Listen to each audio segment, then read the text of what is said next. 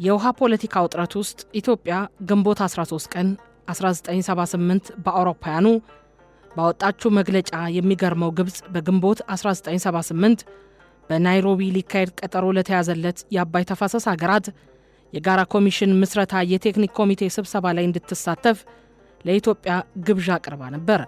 ነገር ግን ስብሰባው የሚካሄድበት ወር እንጂ ቀኑ በግብጽ መንግስት በትክክል ተለይቶ ባለመገለጹ ምክንያት ኢትዮጵያ በስብሰባው ላይ መገኘት አልቻለችም።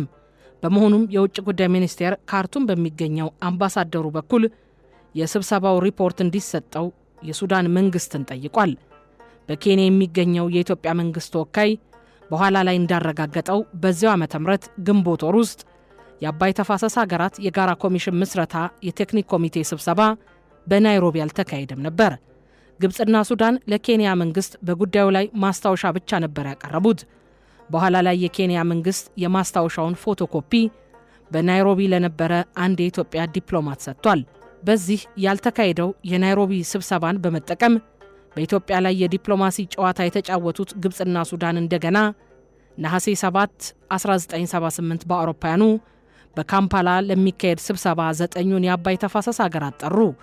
በዚያን ጊዜ ግብጽና ሱዳን ትኩረታቸውን ከኢኳቶሪያል ሐይቆች ወደ መላው የአባይ ተፋሰስ መልሰው ነበር። በመሆኑም ግብጽና ሱዳን ለመጀመሪያ ጊዜ ሁሉንም የተፋሰስ ሀገራት የሚያቅፍ የአባይ ተፋሰስ ኮሚሽን ለመመስረት ንግግር አስጀምረው ነበር። ወደ ኋላ ላይ ግልጽ እንደሚሆነው ሊመሰረት የታቀደው ኮሚሽን በተለያዩ የትብብር መስኮች ላይ በአባይ ውሃ ክፍፍል ድርድር የተፋሰሱ ሀገራትን እንዲሳተፉ ለማስቻል የታሰበ ነበር ተብሏል። ስለዚህም የላይኛው የተፋሰሱ ሀገራት ከዚያ በላይ በአባይ ውሃ አጠቃቀም በቀላሉ ወደ ተነጠለ አጠቃቀም ወይም እርምጃ ፊታቸውን ሊያዞሩ አይችሉም ማለት ነበር።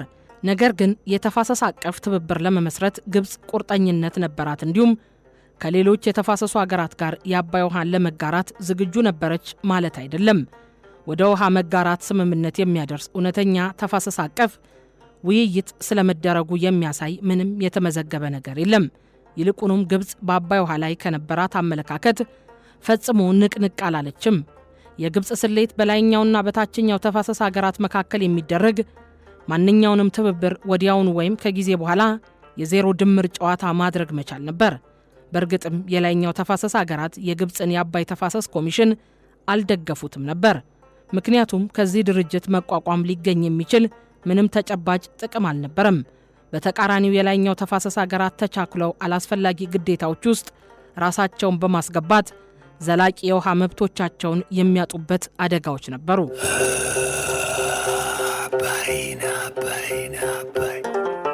በሌላ በኩል ግብጽና ሱዳን የአባይ ተፋሰስ አስተማማኝ አጋሮች እንደመሆናቸው በጋራ ጠቃሚ ፕሮጀክቶች ላይ የነበራቸውን ትብብር ቀጥለውበታል። ሁለቱ ሀገሮች በሰኔ 1978 በአውሮፓውያኑ ከሶባት ወንዝ እስከ ማላካል የተዘረጋውንና ቢያንስ የ360 ኪሎ ሜትር ርዝመት ያለውን የጆንግሌ ካናልን ማስቆፈር ጀመሩ። የጆንግሌ ካናል ለግብጽና ለሱዳን በዓመት 4.7 ቢሊዮን ኪዩቢክ ሜትር ተጨማሪ ውሃ ለማስገኘት ታስቦ የታቀደ ነበር። ነገር ግን ፕሮጀክቱ በየካቲት 1984 በአውሮፓውያኑ በሱዳን ሕዝብ ነፃ አውጪ ጦር በደረሰበት ወታደራዊ ጥቃት ምክንያት ሊቋረጥ ተገዷል። ግብጽና ሱዳን ኢትዮጵያ በካምፓላው ስብሰባ እንድትሳተፍ ግብዣ ማቅረባቸውን ተከትሎ የአባይ ተፋሰስ ኮሚሽን ምስረታን አስመልክቶ የኢትዮጵያ አቋም ምን መሆን እንዳለበት ለመቀመር የሚኒስትሮች ምክር ቤት አስቸኳይ ስብሰባ አካሂዶ ነበር። በመጀመሪያው ምክር ቤቱ የአባይ ጉዳይን ክብደት በተመለከተ የነበረውን ስጋት በመግለጽ የካምፓላው ስብሰባ ቀን ለሌላ ጊዜ እንዲተላለፍ፣ የአባይ ወንዝ ጉዳይ ኢትዮጵያን በከፍተኛ ደረጃ የሚመለከትና በጥንቃቄ መያዝም ያለበት እንደመሆኑ የስብሰባው ጊዜ በጣም የተቃረበ መሆኑን በመገንዘብ ይህንን በመሰለ ከፍተኛ ጉዳይ ላይ በዚህ ሁኔታ ተጣድፎ ውሳኔ ከመስጠት ይልቅ የስብሰባው ጊዜ ሊተላለፍ የሚችልበትን መንገድ ቢፈለግና ስለ ጉዳዩ ጠለቅ ያለ ጥናት ተደርጎበት ሐሳብ ቢቀርብበት ሲል ሐሳቡን አቀረበ። ነገር ግን ተከታታይ ስብሰባዎችና ጥልቅ ውይይቶችን ካደረገ በኋላ ኢትዮጵያ በስብሰባው ካልተገኘች ወይም እንዲራዘም ከጠየቀች በአካባቢው ትብብር አታምንም ተብላ ልትፈረጅ ትችላለች በሚል ምክንያት የሚኒስትሮች ምክር ቤት በሐምሌ 1978 በአውሮፓውያኑ የልኡካን ቡድን ወደ ካምፓላ ስብሰባ እንዲላክ፣ ነገር ግን ልኡካኑ በኢትዮጵያ መብቶች ላይ አሉታዊ ተጽዕኖ ሊያሳድሩ የሚችሉ ማንኛውንም አይነት ቁርጠኝነት ውስጥ እንዳይገባ ሲል መክሯል። በተጨማሪም የሚኒስትሮች ምክር ቤት ውሳኔ ከሌሎች የላይኛው ተፋሰስ ሀገራት ጋር ይበልጥ ትብብር ስለመፍጠር አስፈላጊነት አስምሮበታል። ምክር ቤቱ ከአባይ ተፋሰስ ኮሚሽን መቋቋም ጋር በተያያዘ የኢትዮጵያ አቋም ምን መሆን እንዳለበት ለማጥናት ከውጭ ጉዳይ ሚኒስቴር፣ ማዕድን ሚኒስቴርና ኢነርጂና ውሃ ሀብት ሚኒስቴር የተውጣጡ ባለሙያዎች ያካተተ አንድ ኮሚቴ እንዲቋቋም መክሯል። የ1959 ዓ.ም የግብፅና ሱዳን የአባይ ውሃ ስምምነት የላይኛው ተፋሰስ ሀገራትን ያላካተተ በመሆኑ የኢትዮጵያ መንግስት የላይኛው የተፋሰስ ሀገራት በኢትዮጵያ አመራር ስር አንድ የውሃ ፖለቲካ ካምፕ ሊመሰርቱ ይችላሉ የሚል ተስፋ ነበረው። የካምፓላው ስብሰባ ጉዳይ ገና በኢትዮጵያ ውሳኔ ጠረጴዛ ላይ በነበረበት ጊዜ የግብፅ መገናኛ ብዙሃን አደገኛ ጸረ ኢትዮጵያ ፕሮፓጋንዳቸውን ቀጥለውበት ነበር። ግንቦት 30 ቀን 1978 በአውሮፓውያኑ ፕሬዝዳንት ሳዳት እንዲህ ሲሉ ዛቱ። ኢትዮጵያ በጣና ሐይቅ ላይ ግድብ ለመገንባት አቅዳ ከሆነ ግብፅ ጦርነት ትከፍታለች። አባይ የግብፅ የመኖርና ያለመኖር ጥያቄ እንደመሆኑ ኢትዮጵያ በግዛት ክልሏ ውስጥ የአባይ ገባሮችን የምታለማ ከሆነ ግብፅ ወደ ጦርነት ትሄዳለች ለሚለው ዛቻ የግብፅ መገናኛ ብዙሃን ሰፊ ሽፋን መስጠታቸውን በካይሮ የኢትዮጵያ አምባሳደር በተደጋጋሚ ለመንግስታቸው ሪፖርት ያደርጉ ነበር። በተጨማሪም ኢትዮጵያ ሱዳንን የምትወር ከሆነ ግብፅ ከሱዳን ጀርባ ትቆማለች ሲል የግብፅ ሚዲያ እንዳስተጋባ አምባሳደሩ በወቅቱ ሪፖርት አድርገዋል።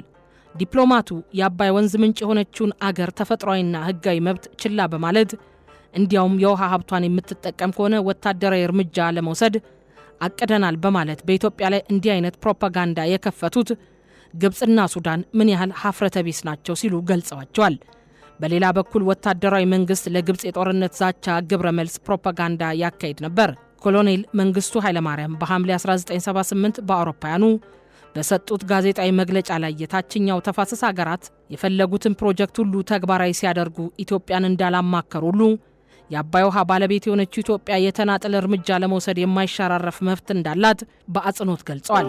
አላፍጥም ድምድቅ የተቀለለው ቢዞ ቢፈታው ከቶ ማያልቀው በግብፅና በኢትዮጵያ መካከል ይካሄድ የነበረው የሚዲያ ጦርነት በተሟሟቀበት በዚያ ወቅት የካምፓላው የአባይ ስብሰባ ከነሐሴ 7 እስከ 12 ቀን 1978 በአውሮፓውያኑ ተካሂዷል። የኢትዮጵያ ልዑካን የሚኒስትሮች ምክር ቤት የፖለቲካ አማካሪ በነበሩት አቶ ጌታቸው ክብረት ነበር የተመራው። የኢትዮጵያ የልዑካን ቡድን የታችኛው የተፋሰሱ ሀገራት ፍላጎት በነበረው በአባይ ተፋሰስ ኮሚሽን የምስረታ ረቂቅ ሰነድ ላይ በዝርዝር መወያየቱን እንደሚቃወም፣ ነገር ግን በኮሚሽኑ ምስረታ መሰረታዊ መርሆች ብቻ ለመወያየት እንደሚስማማ በካምፓላው ስብሰባ አሳውቋል። ስለሆነም የካምፓላው ስብሰባ የተጠናቀቀው የአባይ ተፋሰስ ኮሚሽን የሚቋቋመው የተፋሰሱ ሀገራትን የሚወክሉ መንግስታትን የፖለቲካ ውሳኔ ይሁንታ ሲያገኝ ብቻ መሆኑን በመወሰን ነበር።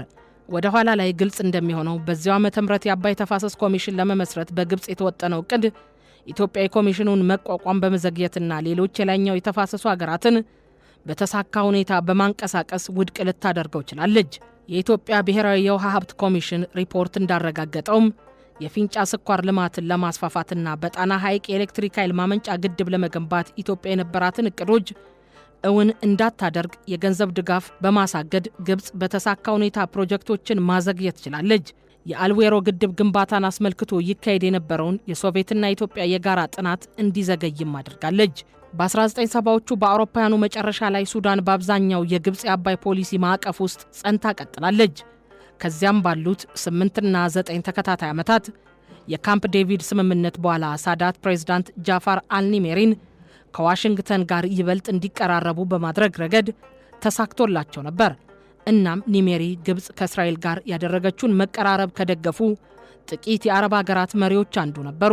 በ1979 በአውሮፓውያኑ የጥቁር አባይ ውሃ ፍሰት ደህንነትን በወታደራዊ ኃይል መጠበቅ ዓላማቸው ያደረገ ተልዕኮ ተሰጥቷቸው በሱዳን የሰፈሩ በደንብ የሰለጠኑና የታጠቁ የግብፅ ወታደሮች ቁጥር ወደ 50 ሺህ ከፍ ማለቱ ይገመት ነበር። በመሆኑም በዚያ ጊዜ የግብፅ ወግ አጥባቂ መሪዎች ከሚያራምዱት የጥላቻ ፖለቲካ ጋር ተዳምሮ ኢትዮጵያን የአባይ ውሃን ከመጠቀም ለመግታት የግብፅ ወታደራዊ ጣልቃ ገብነት አይቀሬ ይመስል ነበር። ነገር ግን ይህ የግብፅ ዛቻ የኢትዮጵያ መንግስት በአባይ ውሃ የመጠቀም ፍላጎቱን እንዲገታ አላደረገውም። ይልቁን ውጤቱ የተገላቢጦሽ ነበር። የኢትዮጵያ መንግስትን ወቅታዊ አቋም በሚገባ ያንጸባረቀው ወንድምነህ ጥላውን የግብፅ ኢምፔሪያል ምኞት በጣና ሐይቅና በጥቁር አባይ በሚል ርዕስ በ1979 ዓ.ም ያሳተመው መጽሐፍ በ1970ዎቹ መጨረሻ ላይ ፕሬዝዳንት አንዋር አልሳዳት ላደረጉት የጦርነት እወጃ ለሚመስሉ ንግግሮች ምላሽ ነበር ማለት ይቻላል። ወንድምነህ የጥናቱ ዋና ትኩረት ስለሆነ አባይ እንዴት የኢትዮጵያ የሰላም ስጋት ምንጭ መሆኑን አስመልክቶ ማብራሪያ ሲሰጥም ጥቅም ላይ ያልዋሉ ወንዞች ለኢትዮጵያ የሚፈጥሩት ታላቅ አደጋ አገሪቱ ወንዞቿን ለመጠቀም ፈጽሞ አቅም መፍጠር እንዳትችል ለማድረግ በጎረቤቶቿ በኩል የተፈጠረው ጤነኛ ያልሆነ ፍላጎት ነው ይላል። ባለፉት ዘመናትና በዚያ ጊዜ የተከፈሉ መስዋዕትነቶችና ኢትዮጵያውያንን የገጠሙ አንዳንድ ማህበራዊና ኢኮኖሚያዊ ፖለቲካዊ ችግሮች የአባይ ወንዝን የውሃ ፖለቲካ ውጤቶች ናቸው ሲል ጸሐፊው ይሞግታል። በአጽንኦትም ሲገልጸው ኢትዮጵያ የውሃ ሀብቷን የምትጠቀም ከሆነ ጣና ሐይቅና ጥቁር አባይ የግብጽ ጠብጫሪዎችን እያማለሉ የአገሪቱን ሰላምና ደህንነት ለማደፍረስ ተፈጥሮ በኢትዮጵያ ልብ ስር የተከለቻቸው አምስተኛ ረድፍ መሆናቸው ይቀራል ይላል። እንደ ጸሐፊው እምነት ሶቪየቶች ከዚህ በፊት ግብፃውያን የአስዋን ግድብ ይገድቡ ዘንድ እገዛ እንዳደረጉት አባይን ለማልማት የሚደግፉ ከሆነ ኢትዮጵያ ዘላቂ ሰላምና መረጋጋት ታገኛለች ይላል። ያም ሆነ ይህ ኢትዮጵያ በአባይ ላይ ታላቁን ግድቧን ገድባ አጠናቃ የኃይል ፍላጎቷን ለማሟላት ጥረት ላይ ትገኛለች። አባቱ ደጀን እናቱ ጣና